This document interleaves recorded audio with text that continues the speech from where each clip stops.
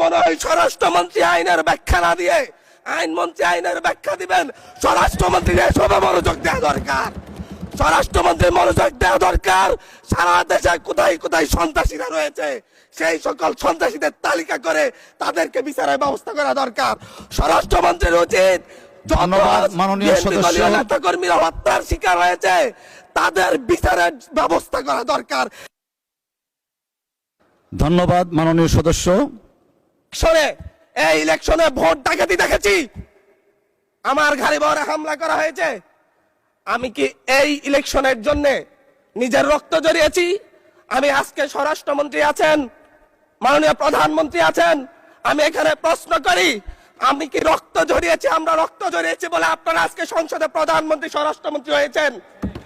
রক্ত ঝরার পরে রক্ত জড়িয়ে গুলিবিদ্ধ হয়ে 3 দিনের মাথায় গুলিবিদ্ধ হয়ে দয়া করে থামুন মাননীয় সংসদ সদস্য, আপনার বক্তব্য অব্যাহত রাখুন।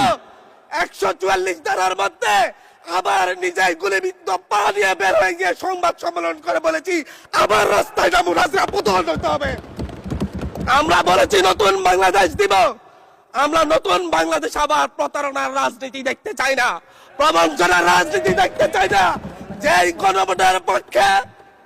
গণভোটের পক্ষে আমাদের মাননীয় প্রধানমন্ত্রী প্রচারণা চালিয়েছেন, যে আদেশের পক্ষে মাননীয় সরকার দলীয় সংসদ সদস্যরা প্রচারণা চালিয়েছেন, আজকে এখানে এসে কেন এটা নিয়ে আবার দীর্ঘ আলোচনা হতে হবে? আমরা 90-এর গণঅভ্যুত্থানের কথা বলে যাই নাই। 3 জোটের রূপরেখা হয়েছে, বাংলাদেশ গণতান্ত্রিক ভাবে উত্তীর্ণ হবে কথা দেওয়া হয়েছিল, কিন্তু 94 সালের মাগুরার নির্বাচন কারা আয়োজন করেছিল? কারা 94 সালে মাগুরার নির্বাচন আয়োজন করেছিল?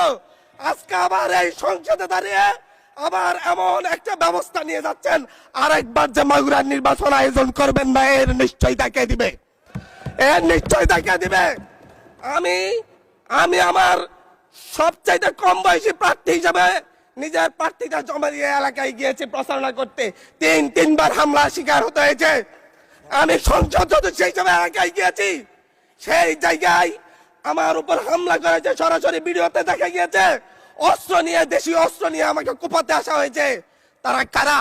ওরা তো তারাই যাদের প্রত্যেকের হাতে বিএনপি দলীয় নেতা কর্মীদের রক্ত লেগে আছে, প্রাণ লেগে আছে।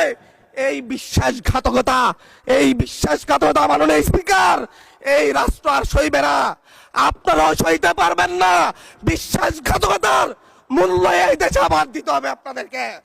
আপনারা যারা আপনাদের ভাইদের রক্ত